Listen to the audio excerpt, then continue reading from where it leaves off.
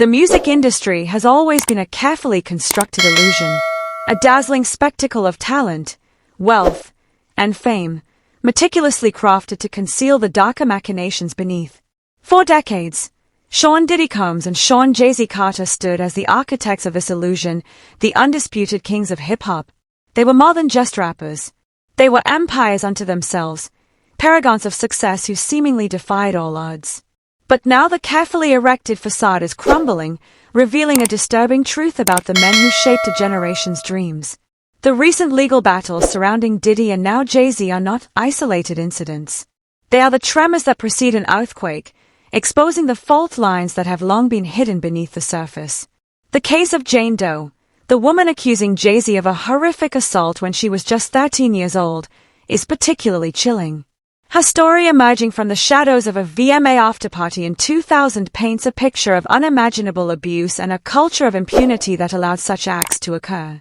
The judge's decision to allow Jane Doe to remain anonymous, at least for now, is a significant, albeit temporary victory. It acknowledges the immense power imbalance at play, the very real fear that a victim might face when confronting a figure as influential as Jay-Z, but it also ignited a firestorm of legal maneuvering with Jay-Z's high-powered attorney, Alex Spiro, launching a fierce counterattack. Spiro's aggressive tactics, including demanding Jane Doe reveal her identity and accusing her lawyer, Tony Busby, of potential evidence tampering, were met with a rare rebuke from the judge. She called out Spiro's combative motions containing inflammatory language and ad hominem attacks, deeming them inappropriate, a waste of judicial resources, and a tactic unlikely to benefit his clients. This scathing assessment speaks volumes about the lengths to which Jay-Z's legal team is willing to go to discredit Jane Doe and silence her claims. But this case is not just about one woman's allegations. It is about a system that protects the powerful and silences the vulnerable. It is about the unspoken rules of the music industry where loyalty is bought with silence and success is often achieved through intimidation. The allegations against Diddy, ranging from sexual assault and trafficking to racketeering conspiracy, have already shattered the myth of his benevolent reign. Now, the inclusion of Jay-Z in this narrative raises profound questions about the nature of their relationship and the extent of their involvement in a world of alleged abuse and exploitation. The defense mounted by Jay-Z and his legal team hinges on discrediting Jane Doe's account. They point to inconsistencies in her story, claiming that her timeline doesn't add up and that key details are demonstrably false. They highlight the fact that her own father seemingly contradicts her version of events and that she allegedly misidentified individuals present at the party. But these discrepancies, even if proven true, do not negate the possibility that a crime occurred. They simply raise questions about the accuracy of her memory and the reliability of her testimony. The bigger issue is whether Jay-Z and Diddy used their power and influence to silence victims and protect their reputations. Did they create a culture of fear and intimidation that discouraged people from coming forward? Did they actively cover up acts of violence and abuse? These are the questions that must be answered regardless of the outcome of Jane Doe's lawsuit. Criminal defense attorney Adam Kay's analysis cuts through the legal jargon, revealing the judge's rebuke as a pointed message. It's not just about this case. It's about controlling the narrative, a game Spiro has played with calculated precision. From defending Mayor Adams to now Jay-Z, the judge's warning shot signals a refusal to let the defense dictate the terms of engagement, a challenge to their aggressive style of preemptive public relations. But the whispers emanating from the industry's underbelly paint a far more troubling picture. The long-standing connection between Diddy and Jay-Z, often presented as a brotherhood forged in the crucible of hip-hop, is now viewed through a sinister lens. Were they partners in more than just music? Did they share a code of silence, protecting each other from scrutiny, enabling a culture of abuse?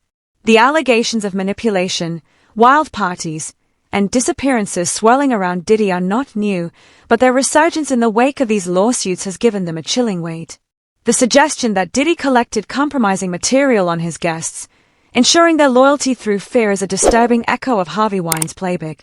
And the implication that Jay-Z was not only aware of this behavior, but actively participated in it, raises questions about his own moral compass. Beanie Siegel's defense of Jay-Z, while perhaps well-intentioned, is a complicated endorsement given their tumultuous past. Charlemagne's dismissal of Jane Doe's claims as a grift and his praise for Jay-Z's aggressive strategy are equally problematic.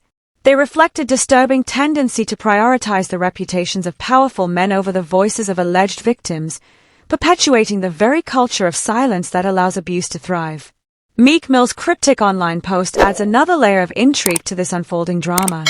His reported connection to Diddy, fueled by speculation that he was the unidentified Philadelphia rapper mentioned in one of the lawsuits, has already placed him under a cloud of suspicion. His seemingly supportive message for Jay-Z, while vague, suggests a complex web of allegiances and hidden connections within the industry. The growing sense that Jay-Z is quietly distancing himself from Diddy, reviewing old business records, embracing for impact is a telling sign. It suggests that he recognizes the potential for collateral damage, the possibility that Diddy's downfall could drag him down as well. The rumored existence of tapes recorded at Diddy's private gatherings potentially containing compromising moments involving some of the industry's most powerful figures is a Damocles sword hanging over them all. The allegations against Diddy and Jay-Z are not just about individual acts of misconduct. They are about a systemic problem, a culture of power and control that has allowed abuse to flourish in the music industry for far too long. The unraveling of this empire is not just a personal tragedy for those involved. It is a reckoning for an entire industry. The question that hangs heavy in the air is not whether Diddy and Jay-Z are guilty of specific crimes, but whether their ascent to power was fueled by a system that rewarded silence and protected predators. Did they knowingly benefit from a culture of abuse, turning a blind eye to the suffering of others in exchange for personal gain? The answer, regardless of legal outcome, seems increasingly clear. The music industry, for all its glitz and glamour, has long been a breeding ground for exploitation. The power imbalances are staggering. With young artists often at the mercy of powerful executives who control their careers, the pressure to conform to maintain a certain image to protect the brand can be immense, leading many to remain silent about abuse and misconduct. Diddy and Jay-Z as architects of this system bear a significant responsibility. They set the tone. They established the rules. They defined what it meant to be successful in the music industry. And if their success was built on a foundation of fear and intimidation, then they must be held accountable. The lawsuits against Diddy are a dam breaking, unleashing a torrent of accusations that have been simmering beneath the surface for years. The allegations of assault, trafficking, and racketeering are horrifying, painting a picture of a man who used his power to exploit and abuse others with impunity.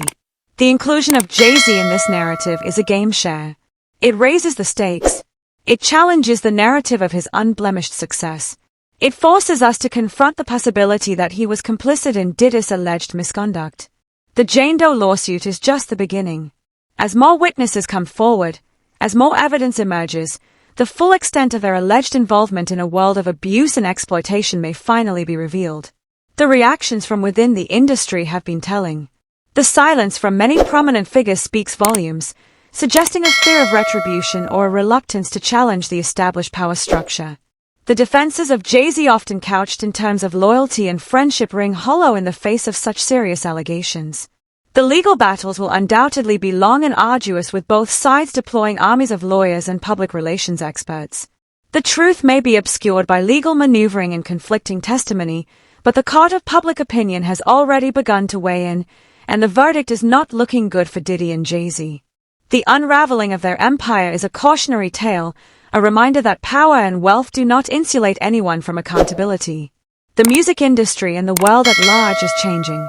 The days of silencing victims and protecting predators are coming to an end. The truth is finally coming to light, and those who have profited from darkness will be held responsible. The legacy of Diddy and Jay-Z will forever be tarnished by these allegations, a stark reminder that success achieved through exploitation is no success at all. Their carefully constructed image is shattered, revealing the disturbing truth beneath the surface. The kings of hip-hop may soon find themselves facing a reckoning, not just in the courts, but in the eyes of